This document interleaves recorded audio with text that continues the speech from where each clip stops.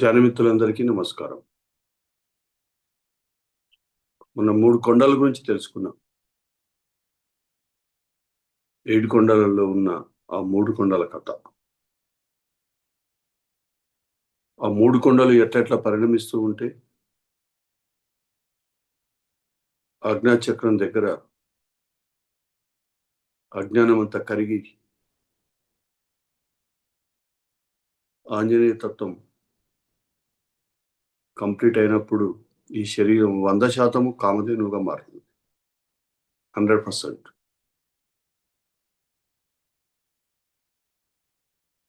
అది వృషభాద్రి కొండగా మారి, అది వృషభాద్రి కొండగా కంప్లీట్ అయినప్పుడు, ఆ 2 కొండలు ఒక కొండగా మారినప్పుడు, అందుకే మొట్టమొదట శరీరం అవుతుంది. దాని తర్వాత మనసు అవుతుంది. ఈ మూడిటితో ఎప్పుడైతే మూడవ కొండకు చేరుతుందో ఈ 2 కొండలు ఒక కొండగా మారి, ఈ రెండవ కొండ దగ్గర అది కల్పవృక్షంగా మారుతుంది 100%. ఆ మూడవ కొండ కలిసినప్పుడు అది అక్షయ పాత్రగా మారుతుంది. అది నీలాద్రి కొండ అయింది. ఎందుకు నీలాద్రి కొండ అంటే నిరంతరం ఈ మణిపూరక కేంద్రం శక్తితో నిండి ఉంటుంది. అది దేనికి సింబాలిక్ అంటే శక్తికి సింబాలిక్. మరి 100% ఈ శరీరము, మనసు, బుద్ధి అలా మారినప్పుడు మరి తిరుమల కొండ వైభోగం ఉండకపోతే ఇంకేముంటుంది? ఆ శక్తి ఉన్న చోట ఎంతో కొంత దాని ప్రభావం ఉంటుంది మనుషుల మీద. అది పండితుల మీద ఉంటుంది, పామరుల మీద ఉంటుంది. ఆధ్యాత్మికవేత్తల మీద ఉంటుంది, సాధారణ పౌరుల మీద ఉంటుంది. అందుకే అంత ఆకర్షణ దానికి. ఒక వ్యక్తి తన అంతర్ప్రపంచాన్ని దైవత్వం వైపు నడిచే ప్రయాణంలో ఈ 3 కొండలలో ఓ వ్యక్తిలో ఆ మార్పులు, చేర్పులు జరిగితే ఆ వ్యక్తి చుట్టూ కూడా అలాంటి వైభోగమే ఏర్పడుతుంది. అందుకే అనేక సార్లు చెప్పాను.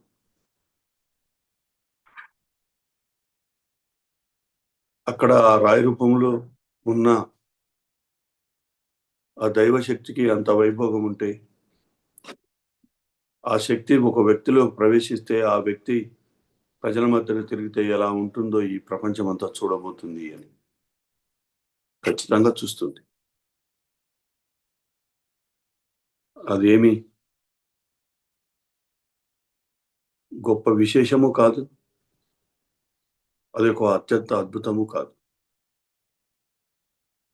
ఆధ్యాత్మిక ప్రయాణంలో 100% దైవత్వం ఎలా ఉంటుందో ఈ ప్రపంచం, ఈ ప్రపంచానికి, ఈ భౌతిక ప్రపంచంలో ఉన్న సమస్త మానవాళికి అందరిలో ఈ దైవత్వం ఇలా ఉంది, ఇలా పరిణమిస్తుంది ధ్యానం అనే సాధన ద్వారా అని తెలియజెప్పడం కోసమే పిరమిడ్ సొసైటీ ఆవిర్భావం జరిగింది. పత్రి గారు దానికి సృష్టికర్తగా ఎంచుకొని వచ్చారు. ఆ ప్రయాణంలో మనం అందరం భాగస్వాములమే. ఈ లోకానికి కళ్యాణం ఎప్పుడు జరుగుతుంది? ఈ భూమండలం అనే ఈ భూలోకానికి కళ్యాణం ఎప్పుడు జరుగుతుంది? భూతత్వం అనే శరీరం అందరి శరీరాల్లో ఆ దైవత్వ ఛాయలు ఉన్నప్పుడే అది జరుగుతుంది. నిజమైన కళ్యాణం. కళ్యాణం అంటే ఉత్సవం, నిజమైన ఆనందం. అన్ని రకాలుగా ఉంటుంది అక్కడ. ఆ శరీరం కాంతితో మెరిసిపోతుంది. ఒక కొత్తదనంలోకి వస్తుంది. ఇది పై మెరుగులతో వచ్చేది కాదు. వేరే ఇతరత్రా దేని ద్వారా ఆ మెరుపు, అది ఔట్ నుంచి ఏది నువ్వు పొందినా అది తాత్కాలిక ఉపశమనమే. ఏదో క్రీమ్ పెడతాము, అది తాత్కాలికం ఉంటుంది. దాని యొక్క పవర్ పోగానే తిరిగి మళ్ళీ యథావిధికి వస్తుంది. కానీ అంతర్ప్రపంచం ద్వారా ఎవరైతే ఈ 3 కొండలలో మార్పు వస్తుందో వాళ్ళు కొట్టొచ్చినట్టు కనబడుతుంది.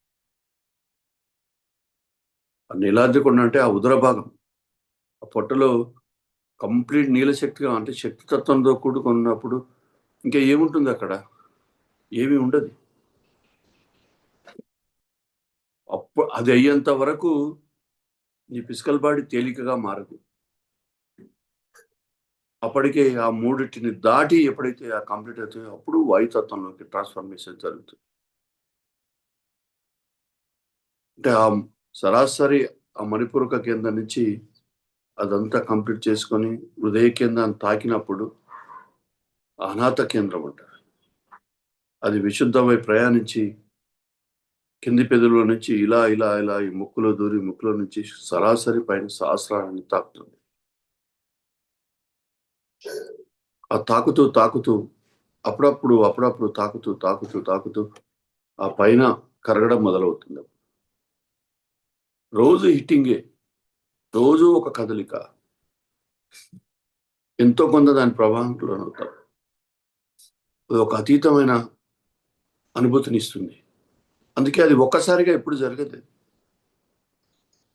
ఒకటే రోజు అది జరగదలా. అంటే మనిషి కూడా ఆ ఆనంద అనుభూతిని కూడా తట్టుకోలేడు.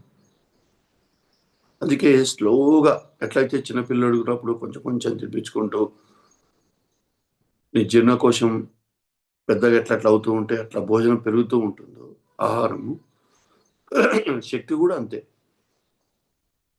అందుకే పదే పదే చెప్తూనే ఉంటారు, నువ్వు భరించలేనంత శక్తిని ఏ శరీరానికి ఇవ్వబడది. ఆ శక్తి ద్వారా ఆ శరీరం ఇబ్బంది అనుకుంటే ఆ శక్తి రానే రాదు. అంత శక్తి రాదు.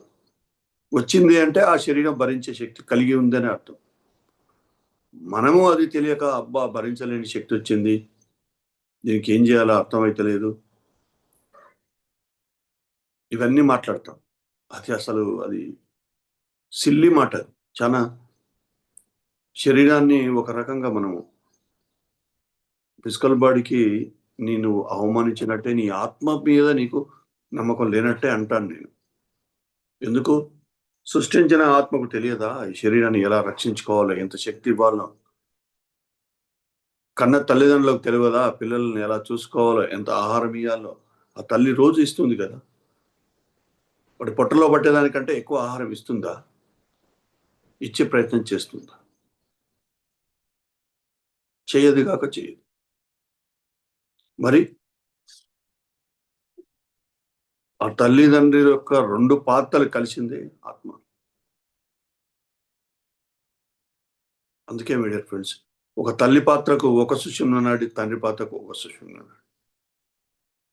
చూడు ఎంత గమ్మత్తుగా ఉందో.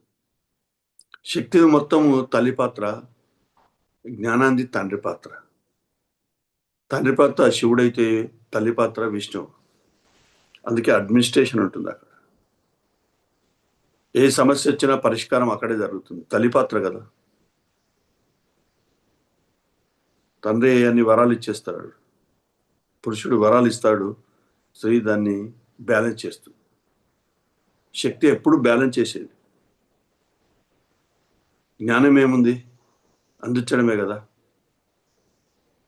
ఆ పురుషుడు రకరకాల మొహంలో ఉన్నప్పుడు అనేక వరాలు ఇస్తాడు.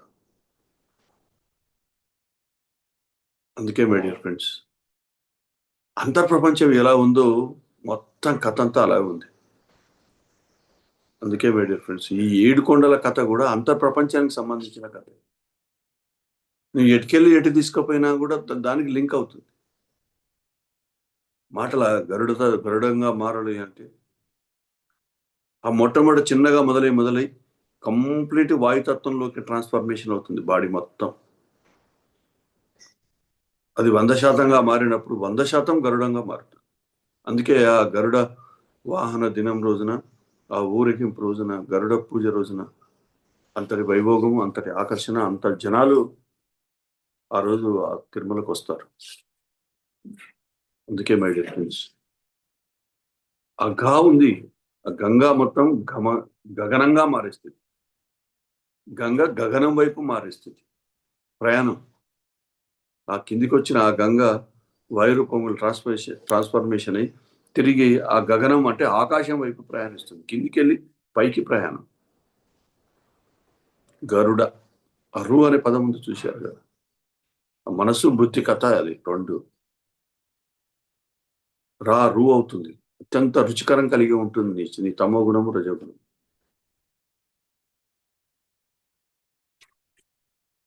ఆ గరుడగా మారుతుంది. అందుకే మై డియర్ ఫ్రెండ్స్, ఒక అద్భుతమైన ప్రవాహం అది. Wonderful experience. ఈ మధ్యనే ఒక మేడం చెప్పాను నాకు, ఇలా ఇలా ముక్కులో నుంచి ఈ పెదవి నుంచి ఇలా ఇలా ముక్కులో నుంచి అలా దూరింది, ఒక దివ్యమైన అనుభూతిని ఇచ్చింది. ఈ ప్రాసెస్ నువ్వు పడుకున్నప్పుడు జరుగుతుందా? ఎక్కువ గమ్మత్ ఏంటంటే ఈ గరుడ కథ పడుకునే ఆ పొజిషన్లోనే జరుగుతుంది. అందుకే సిద్ధార్థ గౌతముడు కానీ, అనేక అమ్మవాళ్ళు కానీ అనేక రూపాలలో ఆ పడుకున్నది కూడా ఒక ముద్ర ఉంటుంది. అలా తల ఇలా పెట్టి ఇలా పడుకుంటారు. అది ధ్యాన ముద్ర, ఒక దివ్యమైన అనుభూతినిచ్చే ముద్ర ఒకానొక స్థితి తర్వాత. కానీ స్టార్టింగ్లో అలా పడుకుంటామంటే నిద్ర వచ్చేస్తాం. అది ధ్యానం సాధన. మనకి ఒక లెక్క ఉంది, ఎక్కడ ఆ ముద్ర పనిచేస్తుందో ఆటోమేటిక్ వచ్చేస్తుంది ఆ ముద్ర. అందుకే మై డియర్ ఫ్రెండ్స్, తర్వాత వచ్చేది శేష శేషకొండ, శేషాద్రి కొండ. శేషం అంటే శరీరం మొత్తం శేషం అవుతుంది. షే అయింది, చూశారు కదా. ఆ షా అనే పదం షేగా మారింది. ఇంకా శరీరంలో శేషం అనారోగ్యానికి తావులేని స్థితిలోకి వచ్చేస్తుంది. ఆ శరీరం ఎక్కడ మురికి లేని స్థితిలోకి వచ్చేస్తుంది. బహిర్ముఖం అయ్యే ప్రతిదీ అంతర్ముఖం అయ్యే స్థితి పొందుతుంది. ఉరికి వస్తుందా అది? ఆదిలో ఉన్న ఆ శేషుడు అనంత శేషుడుగా మారుతాడు. అందుకే అది శేషాద్రి కొండగా మారింది. విశుద్ధం దాటుతుంది అన్నమాట. 5వ కొండ అంటారు దాన్ని. ఈ 5వ స్థితే ఈరోజు 5 డైమెన్షన్, 5th డైమెన్షన్, 5th ఊదరగొడతా ఉన్నారు కదా మైకులు పట్టుకొని. దాని మీద ఎన్నో పుస్తకాలు వచ్చాయి. ఎంతో మంది ఎన్నో రకాలుగా చెప్తూనే ఉన్నారు. 5th dimension means విశుద్ధం విస్ఫోటం జరగడమే, విశుద్ధం విచ్చుకోవడమే. విశుద్ధం విచ్చుకున్నప్పుడే ఆత్మ యొక్క ఆ స్థితి విశ్వాత్మ స్థితిలోకి ట్రాన్స్ఫర్మేషన్ జరుగుతుంది. అదే 5th డైమెన్షన్. అప్పటికే నీ శరీరం కామధేను అవుతుంది, మనసు కల్పవృక్షం అవుతుంది.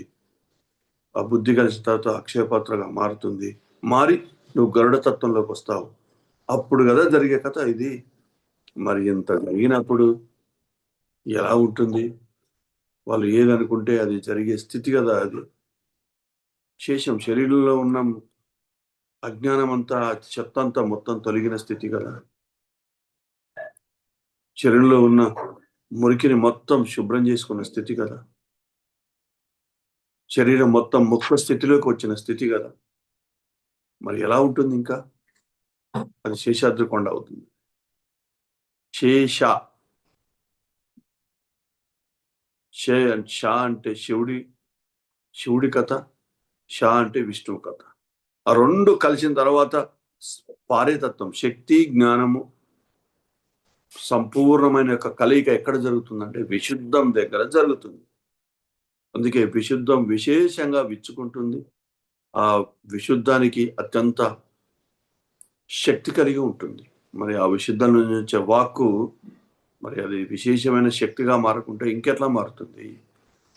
ఆ వాక్కు రామబాణంగా మారకుంటే ఇంకెట్లా మారుతుంది? ఆ రామబాణానికి ఎంత తిరుగులేదో, బ్రహ్మాస్త్రానికి ఎంత తిరుగులేని ఆయుధమో పురాణంలో చెప్పినట్టు నీ వాక్కు బ్రహ్మాస్త్రంగా మారు, నీ వాక్కు రామబాణంగా మారు. అందుకని అలాంటి వాక్కు కలిగిన వాడు పరిపాలకులు అయితే అది రామరాజ్యంగా మారుతుంది. అలాంటి శక్తి కలిగిన వాడు పరిపాలకుడైతే ద్వాపర యుగం అవుతుంది. ఈ కలియుగం ద్వాపర యుగం అవుతుంది. ఎందుకు కాదు? కథ అంతా అక్కడే ఉంది. యుగ మార్పిడి అంటే ఏదేదో ఊహించేస్తారు కానీ మనుషులలో మార్పే యుగ మార్పిడి అంటే. ప్రకృతిలో ఏం మార్పులు ఉండయి. అది ఎప్పుడూ నిరంతరం పరిణమిస్తూనే ఉంటుంది రకరకాలుగా. చిన్న చెట్టు పెద్ద చెట్టు అవుతుంది. పెద్ద చెట్టు కొన్ని రోజుల తర్వాత అది మనిషి వృద్ధాప్యం తర్వాత శరీరాన్ని వదిలిపెట్టినట్టు చెట్టు శరీరాన్ని వదిలిపెడుతుంది. దానికి ఎక్స్పైరీ డేట్ ఉంటుంది. చెట్టు కూడా ఎక్స్పైరీ డేట్ ఉంటుంది. రాయికి ఎక్స్పైరీ డేట్ ఉంటుంది. జంతువుకు ఎక్స్పైరీ డేట్ ఉంటుంది. మనిషికి ఎక్స్పైరీ డేట్ ఉంటుంది. ఇది మనిషికి ఒక్కడికే వర్తించేది కాదు. ఎక్స్పైరీ డేట్ అనేది సృష్టి మూలం నుంచే ఉంది. మరి మనిషి దగ్గరకు వచ్చే వరకల్లా దానికి ఎగ్జంప్షన్ కావాలని కోరుకుంటారు. అదే విచిత్రం. ఉంది, నువ్వు సంపూర్ణ 100% దైవత్వం పొందు. శరీరానికి ఎక్స్పైరీ డేట్ ఎక్కడిది? వాయుతత్వంలోకి వచ్చి నువ్వు గరుడుగా మారిన తర్వాత ఆకాశంలో వివరిస్తావు. శేషాద్రి కొండగా మారితే మొత్తం శూన్యం అవుతుంది. ఇంకెక్కడుంది నీకు ఎక్స్పైరీ డేటు? లేదు. అందుకే మై డియర్ ఫ్రెండ్స్, ఒక అద్భుతమైన ప్రయాణం ఇది. నీ అంత ప్రపంచాన్ని ఎంతలా తెలుసుకుంటూ ఉంటే, ఎంతలా నువ్వు శుద్ధి జరుగుతూ ఉంటే, ఎంతలా దాన్ని ఉన్న అద్భుతాలన్నీ నీకు తెలుస్తూ ఉంటే అప్పుడు వండర్ఫుల్. అదే కదా బ్రహ్మజ్ఞానం అంటే. భ్రమల నుంచి కంప్లీట్ బయటకు వచ్చేదే. వచ్చిన తర్వాత ఆ భ్రమల్ని తొలగిన తర్వాతనే బ్రహ్మజ్ఞానం యొక్క ఆవిర్భావం జరుగుతుంది. నువ్వు భ్రమల్లో ఉంటూ నేను ఎవరో మిత్రులు అన్నారు, ఆధ్యాత్మిక ముసుగులో ఉన్నారు చాలా మంది, అర్థమవుతుంది అని. వాస్తవం అది. ముసుగులోనే ఉన్నారు. సాధకుడు, నిజమైన సాధకుడు ఇచ్చిన స్టేట్మెంట్ అది. నల్లగొండలో పోయినప్పుడు కరెక్టే చెప్పాడు కదా అనిపించి. ఎస్, గమనిస్తూ ఉంటాంగా మనం కూడా. ఒక 100 మంది సాధకులు ఉంటే దాంట్లో 90% ముసుగులే ఉంటాయి. ఆ ముసుగు తొలగించుకొని ముసుగు లేకుండా జీవించాలి, ముసుగు లేకుండా ప్రయాణించాలి అనుకున్న వాళ్ళు మాత్రమే ఈ జూమ్లో కనబడతారు. కానీ గమ్మత్ ఏంటంటే 90% అందరికీ ఆ ముసుగే కావాలి. ఆ ముసుగులో ఉంటే సమ్మగా ఉంటుంది, నటించవచ్చు, బ్రహ్మాండంగా జీవించవచ్చు. కానీ ముసుగు లేకపోతే జీవించలేరు. ఎందుకు? ఆ ముసుగు తొలగితే కదా. ముసుగులోన శివుడు పొసగి ఉన్నాడయా అని చెప్పాడు కదా వీరబ్రహ్మేంద్ర స్వామి. ఆ ముసుగు తొలగితే శివుడు బయటకు, అంటే నీ జ్ఞానం బయటకు వస్తుంది. ఆ అజ్ఞానం అనే ముసుగును నువ్వు తీసేస్తే జ్ఞానం అనే ఆ ప్రవాహంలోకి వస్తావు. అందుకే ఆ ముసుగు తొలగించుకునే ప్రయత్నం చేయాలి తప్ప ఇంకా ఒక ముసుగు వేసుకునే ప్రయత్నం ఎప్పుడు చెయ్యకూడదు ఆధ్యాత్మిక ప్రయాణంలో. భౌతికంగా వాడు ఏమన్నా వేసుకుంటాడు, ఎందుకంటే వాడు ఇంకో జన్మలు ఉంటాయి, వాడు కర్మను తీసుకుంటాడు, కర్మను అనుభవిస్తాడు, ఆ కర్మచక్రంలో పడి కొట్టుకుపోతూ ఉంటాడు. అందుకని ఈ ఆధ్యాత్మిక ప్రయాణంలో వండర్ఫుల్ జర్నీ జరగాలి అంటే ముసుగుల నుంచి బయటకు రావాలి. అప్పుడు కదా ముసుగేసుకొని శేషం ఎట్లవుతుంది, శరీరము దైవత్వంలోకి ఎట్లా వస్తుంది, కంప్లీట్ దేహం దేవాలయంగా ఎట్లా మారుతుంది? మారది కాక మారది. అందుకే 5వది శేషాద్రి కొండ అనేది అందుకు వచ్చాది. అది శరీరం యొక్క కంప్లీట్ ట్రాన్స్ఫర్మేషన్. తర్వాత నారాయణాద్రి వస్తుంది. అంటే నేను శరీరము అనే భావం నుంచి కంప్లీట్కి వచ్చి నేను మనిషిని అనే భావం నుంచి కూడా బయటకు వచ్చే స్థితి, నరతత్వము నశించే స్థితి అంటారు. నరుడు నారాయణుడుగా మారడం, కంప్లీట్ తన దైవం అనే విషయాన్ని స్పృహలోకి వచ్చిన స్థితే నారాయణాద్రి కొండ. అది మనసు కంప్లీట్గా ట్రాన్స్ఫర్మేషన్. అంటే ఈ శరీరంతో మనసుతో బుద్ధి ఏకమైన తర్వాత ఈ మూడింటితో ఎప్పుడైతే ఆ గరుడాద్రి కొండ దగ్గర ఆత్మ యొక్క కలయిక జరుగుతుందో, ఆత్మ కంప్లీట్ ట్రాన్స్ఫర్మేషన్ ఈ మూడింటిగా ఆ తానుతో కలిసిపోతుందో అప్పుడు జరిగే కథ ఇది శేషాద్రి కొండ కథ. దాని తర్వాత నారాయణాద్రి కొండ కథ. ఆ నరతత్వం హరించిన స్థితి అంటారు. ఆ మనిషి అనే ఆ తత్వం కంప్లీట్గా 5వ అవతారం కంప్లీట్ అయిన స్థితి. అక్కడి నుంచి మొదలవుతుంది కథ. అక్కడి నుంచి దైవత్వం కథ మొదలవుతుంది. ఆ 7వ కొండని వెంకటాద్రి కొండ అంటారు. ఆ పేరులోనే ఉంది. అందుకే ఏ కొండకు ఏ పేరు వచ్చిందో ఆ పేరులోనే మొత్తం కథ ఉంది. ఇదంతా మీకు ఎందుకు చెప్తున్నానంటే, ఈ కొండలు ఎక్కడి నుంచి ఆ పేర్లు వచ్చినాయి, ఎలా ఆవిర్భావం జరిగింది, ఈ పేర్లు ఎవరు పెడతారు, ఆ లోపల ఏ యోగి సాధన ద్వారా తను ఒక్కొక్క కొండకు ఎలా అనమే ఉన్నాడు, తన అంత ప్రపంచాన్ని తెలుసుకున్న తర్వాతనే ఆ వర్ణించాడు. అది అనుభవ జ్ఞానం నుంచి పుట్టింది. ఈ కొండల పేర్లు కూడా ఒక వ్యక్తి ఆ సాధన ద్వారా ఆ పొందిన అనుభూతులు, ఆ తెలుసుకున్న ఆ సత్యాన్ని ఆ కొండలుగా ఆయన చెప్పడం జరిగింది. అంతే తప్ప ఎవరో ఇది అలా ఊహించి పెట్టింది కాదు. అందుకే ఆ లాస్ట్ కొండ అది వెంకటాద్రి అని 1000 కంప్లీట్ నీ గుణాలన్నీ నెయ్యిగా మారి 1000 దళ కమలాలు విచ్చుకున్న స్థితి సహస్రారంలో ఆ కొండలో, 7వ కొండలో ఒక మధురమైన అది ఆ టా అనేది దీర్ఘం కూడా ఉంది చూశారు. నిరంతరం పారిస్థితి, నిరంతరం ఆ పైనుంచి ఆ గంగా ప్రవాహం ఆ 2.5 గంటలు 1 గంటగా మారే స్థితి, ఆ 2 గంటలు కరిగి నిరంతరం ఆ ప్రవాహం వల్ల ఉంటుంది. అక్కడ ఏముంటుంది, దీ దీ అవుతుంది, ఆ దీకు రావత్తు వస్తుంది. ఇది వచ్చి వచ్చి ఆఖరికి వెంకటాద్రిగా మారింది. స్టార్టింగ్లో మొదలై 2 ఎక్కడ కలయిక, దశమధారం దీ అయి ఆ రజోగుణం అంతర్ముఖమైనప్పటి నుంచి మొదలు పెడితే సంకటాలు లేని స్థితి అంటారు. ఏ సంకటము లేని స్థితి. అక్కడ ఏ కర్మ పనిచేయది, ఎక్కడ ఎవరి వల్ల ఏ ఇబ్బంది ఆ వ్యక్తికి జరగది. ఎవరు ఇబ్బందులు పెట్టాలనుకున్న వాళ్ళు కూడా వాళ్ళే ఇబ్బందులకు గురవుతారు తప్ప ఆ వ్యక్తి మీద ఏ సంకటము పనిచేయదు. వాడు ఎన్ని ప్రయత్నాలు చేసినా అది నిష్ప్రయోజనం అవుతుంది. అందుకే అది వెంకటాద్రిగా మారుతుంది.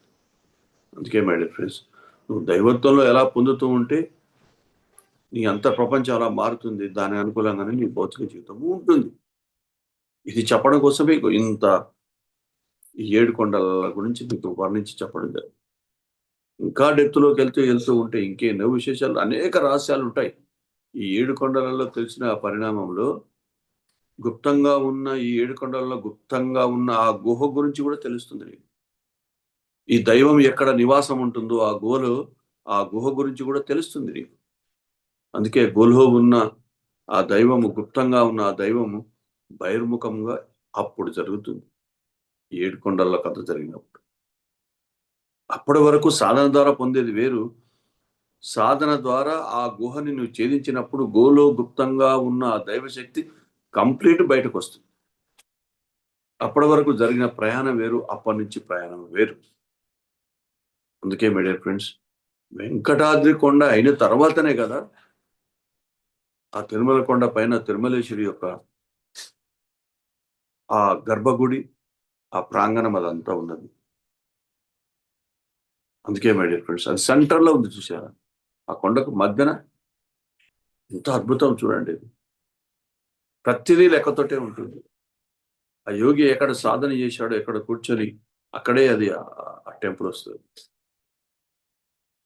అదంతే జరిగిపోతుంది అదంతే. కట్ కట్టాలని ఆ రాజు అనుకున్నప్పుడు ఆయనలో ఆలోచన ఆ విధంగా వస్తుంది. లేకపోతే ఆ టైంకు ఎవరో ఒక యోగి వచ్చి దానికి సంబంధించిన విశేషాలను చెప్పేసి వెళ్ళిపోతారు. అలా అది నిర్మాణం జరుగుతుంది. సో ప్రతి ఒక్కటి ఇలాగే ఉంటుంది. మరి మహేశ్వర మహాపెరుముడు వచ్చిందంటారా, అక్కడ వెళ్ళండి అటు ఆ శ్రీశైలం రోడ్లో వెతకండి, ఏదో ఒక ప్లేస్ దొరుకుతుంది వెతకండి అని. ఆ ప్లేస్‌కు చుట్టంతా అడవి ఉంటుంది. అడవి ఉండాలి. దాని పక్కకు ఒక చెరువు ఉండాలి అన్నాడు. మరి అవన్నీ ఉన్నాయి గదా! అందుకే అది ఎంబడే అది దొరకగానే సెలక్షన్ అయింది. అంటే ఒక విజన్ ఒక యోగికి కంప్లీట్‌గా ఉంటుంది. ఉన్నప్పుడు దాని అనుకూలంగానే అతడు నిర్దేశిస్తాడు. అందుకే మై డియర్ ఫ్రెండ్స్, ఇది వండర్‌ఫుల్ జర్నీ. అలాంటి 7 కొండలతో కూడుకొని ఉన్న మనం ఎంతో సాధించుకోవచ్చు, ఎంతో పొందొచ్చు. ఆ కొండలలో ఉన్న ఆ మహిమాన్వితమైన ఆ శక్తిని ఎప్పుడైతే సాధన ద్వారా బయటకొస్తుందో, ఆ బయటకొచ్చిన ఆ శక్తి నీకు అత్యంత శక్తివంతుడిని తయారు చేస్తుంది. అత్యంత అందరికీ ఇష్టమైన వ్యక్తిగా నిన్ను మారుస్తుంది. అందరి చూపు నీ వైపు ఉండే విధంగా ఆకర్షణ వస్తుంది. అన్ని రకాలుగా నీకు ఎక్కడ పోయినా గూడా నీకు వైభోగం అనేది ఉంటుంది. నీ పట్ల అందరూ ఒక గౌరవంతో ఉంటారు. నీ పట్ల ఒక ప్రేమ భావంతో ఉంటారు. నిన్ను పట్ల ఎప్పుడు కూడా ఈ వ్యతిరేక భావంతో ఉండరు. ఉండేవాళ్ళు ఆ దరిదాపులో కూడా రాలేరు. వ్యతిరేక భావంతో ఉండేవాళ్ళు ఎక్కువ రోజులు నిలబడలేరు. వాళ్ళు తట్టుకోవడం కూడా కష్టంగా ఉంది. ఎందుకు? ఆ రోజు రోజుకు ఆ శక్తి పెరుగుతూ ఉంటే నెగెటివ్ కూడా అంత, ఆ పాజిటివ్ పెరుగుతూ ఉంటే నెగెటివ్ దూరం అవుతుంది. This the truth. 100% పాజిటివ్ పెరిగిన 100% మంచి నీళ్ళు వచ్చినాక ఇంకా కొంచెంగా పడి అప్పుడప్పుడు వచ్చే ఆ చెడు నీళ్ళు ఎందుకుంటాయి? ఎప్పుడు ఆ ప్రవాహంలో కొట్టుకుపోతుంది. సో అంత ప్రపంచం కూడా అలాగే ఉంటుంది. బయట కూడా అలాగే ఉంటుంది. ఆ ప్రవాహంలో కొట్టుకుపోతారు వాళ్ళు, నిలబడలేరు. అందుకే ఒక యోగితో ప్రయాణం చేయాలనుకున్నప్పుడు ఎంత ప్యూరిటీగా ఉంటావో దట్ ఈస్ మోస్ట్ ఇంపార్టెంట్. కానీ ఆ యోగితో ప్రయాణం చేసేటప్పుడు కూడా నటిస్తూ లోపటొకటి బయటొకటి ఉంటే ఎక్కువ రోజులు నిలబడలేరు. నిలదొక్కుని నిలబడాలంటే కూడా కష్టం. నేచరు అది అది ఉండనియదు. ఏదో ఒక నెపంతో నువ్వు బయటికెళ్ళిపోతావు. ఆయనకు సంబంధించిన వ్యక్తిగత విషయాలు ఏదో పట్టుకుంటావు. ఈయన గిట్లా, గట్లా, ఇలాంటోడు, అలాంటోడు అంటావు. నీకు నువ్వే దూరం అయిపోతావు. అంతే తప్ప ఆ యోగి ఎవరిని దూరం చేయడు. అది జరిగే పని కాదు. వాళ్ళంతట వాళ్ళే దూరం అయిపోతారు. వాళ్ళ ఈ అహం పనిచేస్తుంది కదా! సో ఇలా ఉంటుంది మన ప్రయాణం. అందుకే అంత ప్రయాణం ఎలా ఉంటుందో దాన్ని బట్టే భౌతిక ప్రయాణం ఉంటుంది. దాన్ని బట్టే అతనితో ఉండేవాళ్ళు వ్యక్తులు అలాగే ఉంటారు. ఆ సమూహం అలాగే ఉంటుంది. అది రోజువారీ వాళ్ళ లైఫ్ స్టైల్ కూడా అలాగే ఉంటుంది. చూసే వాళ్ళకి అనిపిస్తుంది చెడ్డోళ్ళొస్తారు, అలాంటోళ్ళు, ఇలాంటోళ్ళు, కానీ నిలబడలేరు. ప్యూరిటీ లేని వ్యక్తులు, లోపటొకటి బయటకుండే వ్యక్తులు, మరొకసారి చెప్తున్నాను. ప్యూరిటీగా ఉన్న వ్యక్తుల దగ్గర అలాంటి వ్యక్తులు నిలదొక్కుకోవడం, నిలబడడం చాలా కష్టం. వాళ్ళు ఎక్కువ రోజులు ఉండలేరు. వాళ్ళు ఎంతవరకు అలా అంత ప్రపంచం ఉన్నదో అంతవరకు ప్రయాణం చేస్తారు. అలా కట్ అయిపోతుంది అంతే. అది నేచర్ ఆఫ్ లా అది. అది నిలబడలేరు. జరిగే పని కాదు. సో ఇలాగుంటుంది అంత ప్రపంచం. అందుకే మై డియర్ ఫ్రెండ్స్, అందరము ఆ 7 కొండల ఆఖరి కొండ వైపు ప్రయాణం చేద్దాం. చెయ్యాలి. ఈ జన్మలో కొన్ని కొండలెక్కినా, వచ్చే జన్మలో ఇంక కొన్ని కొండలెక్కొచ్చు. కానీ మొత్తం ఎక్కడమే ఆపేస్తే నువ్వు పైకెప్పుడు చేరుకుంటావు? కింద మెట్ల దగ్గరనే కూర్చుంటే పై ఆఖరి కొండకు నువ్వెట్లా చేరుకుంటావు? సో ఈ ప్రయాణం కూడా అలాంటిదే. కాబట్టి జారుతాం. బ్రహ్మచారిలో ఎక్కేటప్పుడు జారాడు, పడ్డాడు, పోయాడు, మళ్ళీ ఎక్కాడు, మళ్ళీ ఎక్కాడు, దిగాడు. అట్లా ఎంతో ప్రయత్నం చేయగా చేయగా ఆఖరి కొండకు అది చేరుకుంటారు ఎవరైనా. అది పిరమిడ్ అంటేనే ఒక 7 కొండల కథ. మన పిరమిడ్. నేను కొత్తలో ధ్యానంలోకి వచ్చినప్పుడు అంటే ఈ సీరియస్‌గా సాధన మొదలుపెట్టోడు ఒక సంవత్సరం తర్వాత ఒక 2 సార్లు నాకు నేనే చూసుకున్నా. తెలుస్తా ఉంది. ఆ పిరమిడ్ టాప్ ఎడ్జ్‌లో పత్తి గారు కూర్చున్నాడు. నేను ఎక్కే ప్రయత్నం చేస్తున్నాను. మధ్యలో వెనక కొంత దూరం పోతున్నాను. మళ్ళీ జారి కిందకి పడిపోతున్నా. మళ్ళా ఇంకొంచెం పైకి అట్లా 2, 3 సార్లు జరిగింది. కానీ 2018 కల్లా కంప్లీట్ చూసుకుంటే టాప్ ఎడ్జ్‌లో ఎక్కి పత్తి గారి పక్కన కూర్చొని నేను కూడా హాయిగా వైశ్రమ పిరమిడ్ ఎడ్జ్ పాయింట్ పైన అలా కూర్చొనున్నాను నేను. అప్పుడు ఎంతో ఆనందం వేసిందో చెప్పలేను. ఓహ్! Achieve my goal. ఒక స్థితి పొందాను నేను. అట్లా సహజం అది. కానీ మనల్ని మనమే చెక్ చేసుకున్నప్పుడు, మనల్ని మనమే గమనించుకున్నప్పుడు ఎక్కడ జారుతున్నావు, ఎక్కడ పడిపోతున్నావు అనేది తెలుస్తుంది. అది తెలుసుకొని దాన్ని సరి చేసుకుంటే ఆ ఏడో కొండకు చేరడం పెద్ద విశేషమేం కాదు. అదేం పెద్ద కష్టతరము కాదు. ఆ ఎరుక ఉంటే చాలు. నేను నటిస్తున్నాను, నేను ముసుగేసుకున్నాను. ఆ ముసుగులో ఉండకూడదని నీకు స్పృహలోకొస్తే అది జరిగిపోతుంది. సో థాంక్ యూ మరి very much once again. It's a wonderful day. Thank you.